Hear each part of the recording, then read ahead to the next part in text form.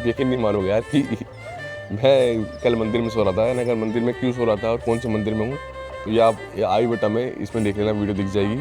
Now coming back to topic कि मैं अभी विरूपाक्षा टेम्पल में हूँ, हम्पी के अंदर है। यहाँ पे ना रात को आप सो सकते हो, तो रात को मैं कल वहीं सोया। तो मैं भी 7:30-8 बजे उठा और देखा आसपास जितने भी लोग थे ना, रात को बहुत लोग थे भाई आसपास, ठीक है, पूरा भरा हुआ था, काफ़ी बढ़िया सब वाइब बनी हुई थी। मैं उठा देखा सुबह एक भी नहीं है मेरे अलावा। मैं इतना ही लेट उठा यार तो ठीक है, आप बगल में वॉशरूम में पेन यूज़ का यहाँ पे 10-5 रुपये में आप पूरा यूज़ कर सकते हो, नहा सकते हो। तो मैं सोच रहा हूँ वहीं जाके थोड़ा फ्रेश हो लेता हूँ। तो ठीक है, आप लोग इंटर देखो, ठीक है, जब तक मैं थोड़ा फ्रेश होकर आता हूँ फटाफट। Welcome to day 23 of my daily travel reality series India a love letter, जहाँ मैं घूमूंगा इंडिया के 23 states within 135 days writing love letter to each one of them.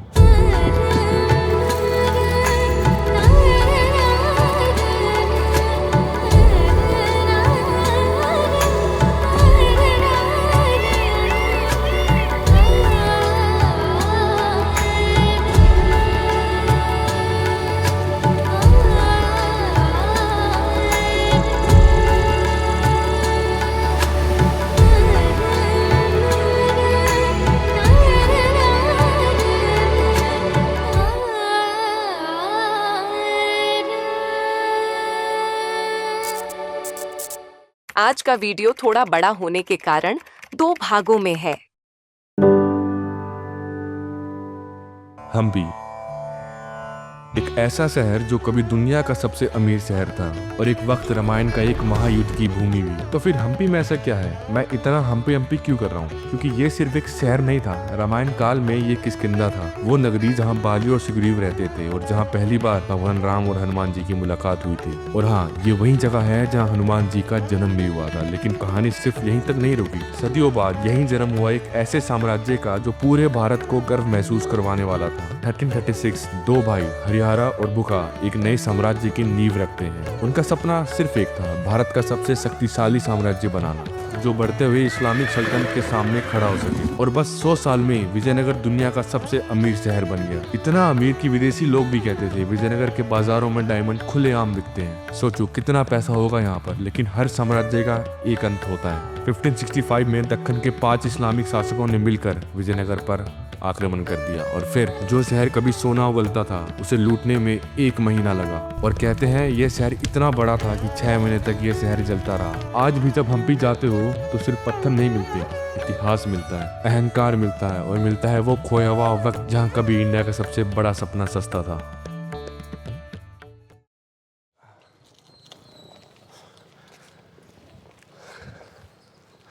Hello जी, स्वागत है आपका डे नंबर 23 में। अगर आपने कुछ नाश्ता पानी नहीं किया तो फटाफट कुछ ग्रैब कर लो, क्योंकि ये वीडियो बहुत ही अच्छी होने वाली है, ऐसा मेरे को लग रहा है। बाकी आप बताओगे, ठीक है। तो स्वागत है आपका हम्पी भ्रमण में। एंड मेरा नाम है सूरज एंड ये है डे 23। जैसा आपने इंट्रो से पहले देखा होगा, मैं रात को सोया था विरूपाक्षा टेम्पल में एंड सुबह उठ के सब गायब हो गए। तो मैंने कहा फटाफट नहा धोवा लेते हैं, नहीं तो फिर अपना काम ही नहीं हो पाएगा। तो जब मैं नहाने जा ही रहा था ना, तभी मेरे को एक अन्नपूर्णा कैफ़े दिखा और मैंने काफ़ी सुना था कि यहाँ पे ब्रेकफास्ट वगैरह काफ़ी अच्छा होता है। तो मैंने फटाफट जाकर ब्रेकफास्ट कर लिया, खाया इडली सांभर और एक चाय, मात्र 60 रुपये की, वो तो वायरलेस कर लेना। प्लस फिर मैं गया वो वॉशरूम यूज़ करने, तो वहाँ 10 रुपये लगे मेरे, ठीक है। 10 रुपये प्रॉपर, बहुत साफ़ वॉशरूम भाई, सरप्राइजिंगली बहुत साफ़ वॉशरूम, पानी वगैरह सब बढ़िया है। तो नहा धोवा के मैं हो गया रेडी। उसके बाद जैसे ही बाहर निकला मेरे को दिखी साइकिल की दुकान, तो वहाँ से मैंने साइकिल ली। ओह बाय द वे, स्वागत आपका हाँ हम्पी भ्रमण में। एंड मेरा नाम है सूरज एंड ये है मेरी धन्नो। तो धन्नो बेसिकली बाइसाइकिल है, तो मैंने नाम दे दिया। मैंने कहा आज और कल शायद 2 दिन मेरे साथ ये धन्नो रहने वाली है, तो मैंने कहा थोड़ा नाम दे लेते हैं, थोड़ा अच्छा लगेगा। ऐसा लगेगा कि मैं अकेला नहीं घूम रहा, तो मैंने कहा ठीक है रख लेते हैं। तो जैसे हाँ निकला मैं, तो 150 रुपये का मेरे को दिखा साइकिल मिलती है। तो साइकिल मैंने फटाफट ले ली। मैंने कहा ठीक है 150 रुपये तो लगे गए एक दिन के पर डे है। तो मैंने कहा थोड़ा और फ़ायदा उठाते हैं। मैंने बोला भैया को, मैंने कहा भैया जब मेरा सामान रख लोगे क्या, मैं आज या कल वापस ले लूँ, आज लूँगा। तो बोले ठीक है। तो मैंने सामान वहाँ छोड़ दिया। तो अभी मैं हूँ विरूपाक्षा टेम्पल के जस्ट सामने। एंड ये जो पूरा सामने रास्ता है ना, यहाँ से भी एक मैगनेटा हिल कोई है, बहुत अच्छा सनसेट स्पॉट है, तो जाने का रास्ता है। तो ये पूरा रास्ता ना बाजार था। आप दोनों साइड देखोगे ना तो आपको स्ट्रक्चर दिखेंगे। इस तरफ भी पूरा स्ट्रक्चर है, इस तरफ भी पूरा स्ट्रक्चर है। तो विजयनगर एम्पायर जब था तब यहाँ पे पूरा ये बाजार लगते थे यहाँ पे, और बहुत क्रेजी, आपको दिखाता हूँ। तो स्टार्ट करते हैं हम्पी भ्रमण, लेट्स गो।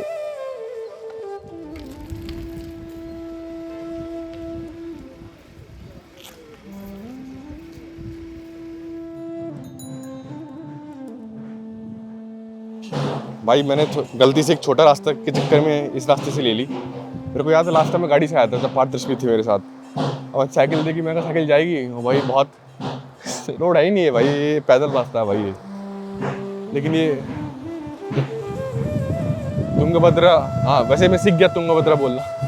तुंगभद्रा रिवर का फ्लो कितना तेज है भाई ये।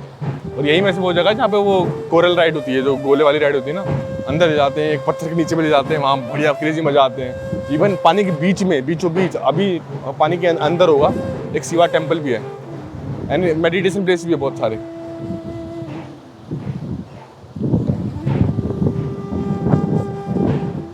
चलो चलते हैं आगे, चलो दिखाता हूँ आगे रास्ता। वैसे 20 मिनट करीब दिखा रहा है बट हो जाएगा।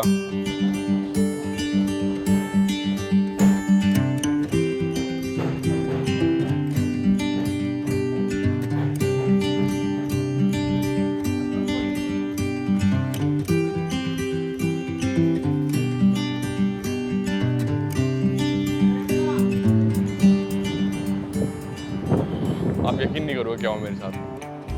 यहाँ से जो पैदल रास्ता था वो बंद हो चुका है, पानी का फ्लो बहुत ज़्यादा हो चुका है, तो वहाँ से जा नहीं रहा है। मैं तो ये था कि चलो इतना हो गया, पैदल रास्ते में साइकिल घुसा ली है मैंने, आगे भी घुसाई दूंगा, लेकिन आगे पानी में कहाँ घुसाऊँ भाई।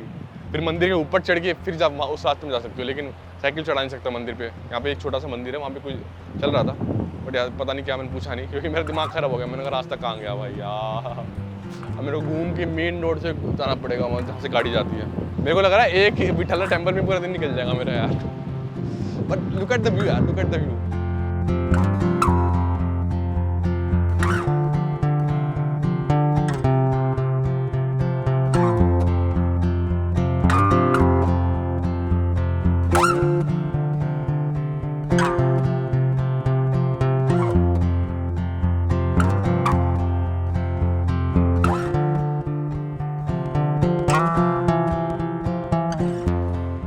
So beautiful, right? चलो अब चलते सीधा मेन रोड पे।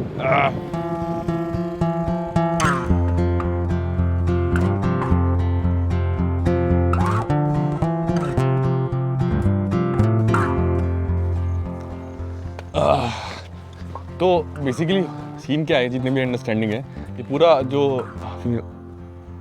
हम्पी है ना, बेसिकली हेमकुंटा हिल पे बसा हुआ है। एटलीस्ट अभी जो हमें दिख रहा है वो, तो जब भी आप वीर बक्सर टेम्पल से ऊपर की तरफ आते हो ना, तो मतलब मैं भी आ रहा था साइकिल से, तो मैंने इस तरफ देखा कि एक मोनोलिथ है। मोनोलिथ बेसिकली वो होता है जो एक सिंगल बोल्डर या पत्थर से काफ करके बनाया गया होता है। तो मैंने देखा गणेश भगवान की मूर्ति, पूरा मोनोलिथ स्टैचू है यहाँ पे। तो अंदर जाके देखा कि ये जो मोनोलिथ है ये बेसिकली गणेश भगवान की मूर्ति है। ये 15 फीट लंबी है। एक ही ग्रेनाइट के बोल्डर से काटा गया ये 15 फीट लंबा स्टैचू एक समय था जब ये मूर्ति उन ट्रेडर्स की रक्षा के लिए बनाई गई थी जो हम्पी बाजार में आते थे। नाम पड़ा कडाले कालू, जो कन्नड़ में होता है बंगाल ग्राम चिकपी। क्योंकि गणेश जी का पेट बिल्कुल चने जैसा कार्व किया गया है। एक छोटी सी डिटेल पर इसमें भी कितनी गहरी सोच छुपी है। बाहर के पिलर्स पे नजर जाती है और लगता है कि इसने कहानियां पत्थरों में बंद कर दी हो। मिथिकल क्रिएचर्स, फूलों के नक्श और हिंदू इस्लामिक आर्ट का एक परफेक्ट ब्लेंड। पर हाँ, ये मूर्ति भी कभी तोड़ दी गई थी जब सब कुछ उजड़ा था, इसीलिए अब यहाँ पूजा नहीं होती।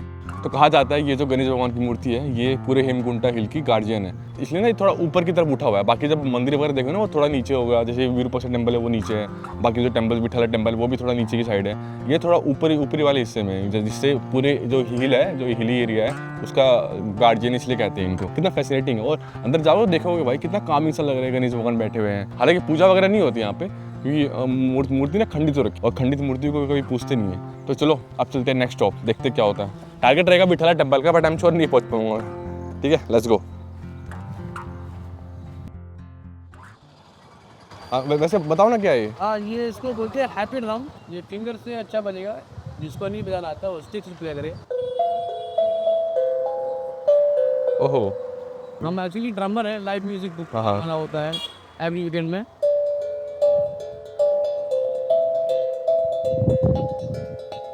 हाँ।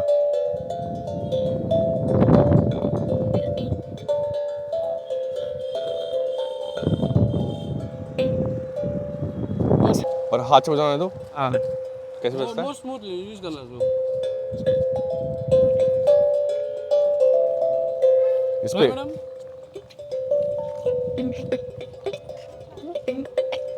मुश्किल तो है।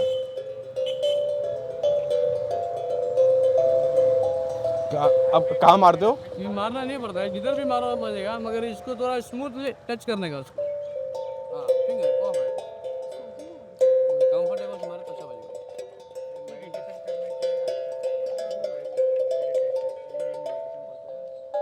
अब समझा, अब आया धीरे-धीरे। चलते हैं गाइस, चलते हैं।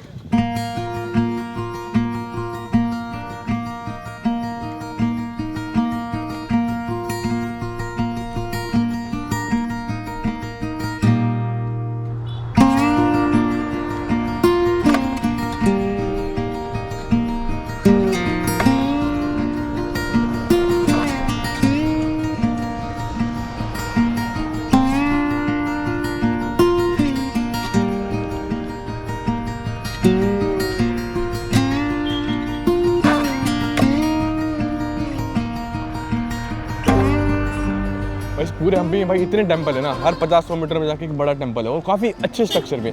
फॉर एग्जांपल ये अभी जस्ट निकला ही मैं मोनोलिथ, जो गणेश जी के मोनोलिथ था उससे आगे निकला, 100 मीटर भी नहीं होंगे, सामने मेरे कृष्णा टेंपल है।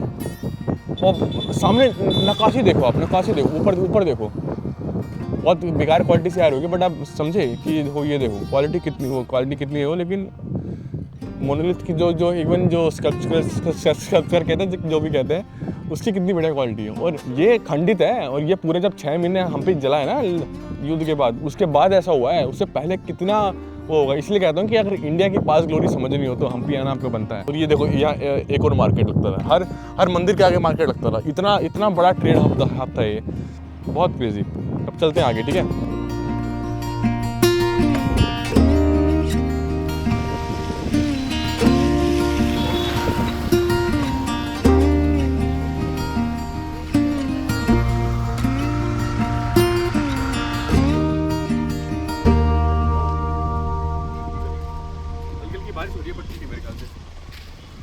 यहाँ बेसिकली नरसिम्हा टेम्पल है, 2 टेम्पल है, एक नरसिम्हा और एक बगल में महादेव का टेम्पल है। ये पूरे हम्पी का सबसे बड़ा मोनोलिथिक शिवलिंग है, करीब 10 फीट ऊंचा, और बाकी मूर्तियों की तरह ये भी सिर्फ एक ही पत्थर से कार्व करके बनाया गया है। नाम है बड़ावे लिंग। बड़ावा का मतलब होता है कनाडा में गरीब आदमी, और लिंग का मतलब लॉर्ड शिवा का प्रतीक। कहते हैं इसे गरीब औरत ने बनाया था, शायद इसीलिए लोग इसे the Shiva of the poor भी कहते हैं। और सबसे खास बात, इस शिवलिंग के नीचे का हिस्सा पूरा 365 दिन पानी में डूबा रहता है।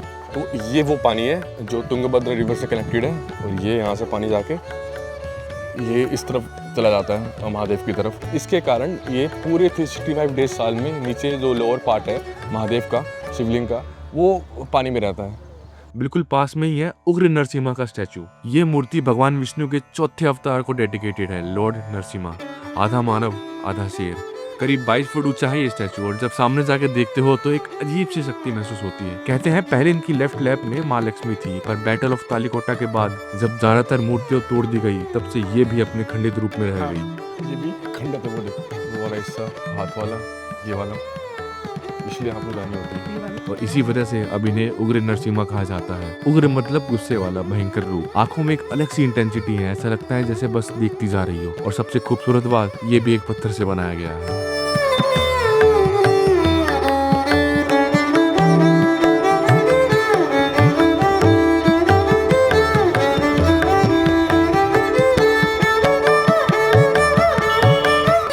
भाई हम्पी में साइकिल चलाने का जो मज़ा है, वो मज़ा जब आप चलाओगे तभी आएगा। ये क्या ही बात कर रहा हूँ, बट ये देखो भाई, इतने प्यारे रोड हैं, तो साइकिल क्यों ना चलाएं। और मात्र 150 रुपये में, मात्र।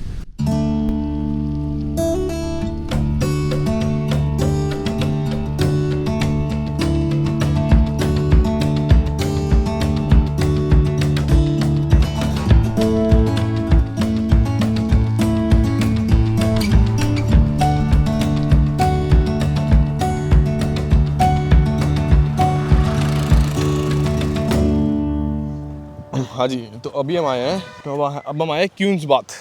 इसके आगे एक और एरिया है, रॉयल इंक्लूजर करके नाम है, जहाँ पे सारे बैठक वगैरह जो भी प्रोग्राम वगैरह होते थे, जितना मेरे को याद है लास्ट। उससे पहले तो देखो भाई, साइकिल चलाने फटती तो है, ये मैंने देख लिया है। तो इससे बचने का एक ही तरीका है, हाइट डेसिमल मल्टीप्लायर। बेसिकली करता क्या है कि ये आप 1 लीटर, देखो आप जितना भी ट्रैवल कर लो ना, आपको डिहाइड्रेशन हमेशा होगी। तो आप 1 लीटर पानी मिलाओ और आपको 3 लीटर का हाइड्रेशन मिलेगा and it's gives you energy also. बाकी बहुत सारे इंग्रीडियंट्स हैं but I would highly recommend कि आप जब भी आप ट्रैवल कर रहे हो तो this is the perfect thing you can have. मीठा भी है भाई और जो मैं फ्लेवर लेके आऊँ वो लाइम फ्लेवर है तो बहुत सही है। तो let's start with the queen's bath. बाहर से एकदम सिंपल जैसे कोई डिफेंस आउटपोस्ट हो, पर अंदर जाओ तो पता चलता है ये है क्वींस बाथ। 15th सेंचुरी में बनाया गया था ये एक रॉयल बाथिंग कॉम्प्लेक्स। नाम से लगता है सिर्फ रानियों के लिए ही होगा, बट एक्चुअली ये रॉयल फैमिली या उनके गेस्ट दोनों के लिए था। और इसकी असली खूबसूरती अंदर जाके समझ आती है। लोटस शेप्ड फाउंटेन्स, एक एडवांस वाटर सर्कुलेशन सिस्टम और ब्यूटीफुली कार्व्ड बालकनीज और कॉरिडोर, सब कुछ एक ही जगह। ये रहा क्वींस बाथ। वहाँ से नीचे आते थे लोग देखो, और यहाँ से मेन पानी आता था, यहाँ से मेन पानी आता था। ये ड्रेनेज वाला है, ड्रेनेज। और आर्किटेक्चर भी काफी यूनिक है। इंडो इस्लामिक इन्फ्लुएंस क्लियरली दिखता है। Simple from the outside but royal from the inside. तो काफ़ी इंटरेस्टिंग चीज़ है। इसके बाद इसी रोड पे आगे जाएंगे ना तो आगे जाके आ रहा है रॉयल इंक्लोजर। तो भाई अभी मैं खड़ा हूँ रॉयल इंक्लोजर के बिल्कुल सामने। ये मेरी बंदो बड़ा साथ दे रही है, हाथ कान हो रही है बट ठीक है। ये है मेरे सामने रॉयल इंक्लोजर।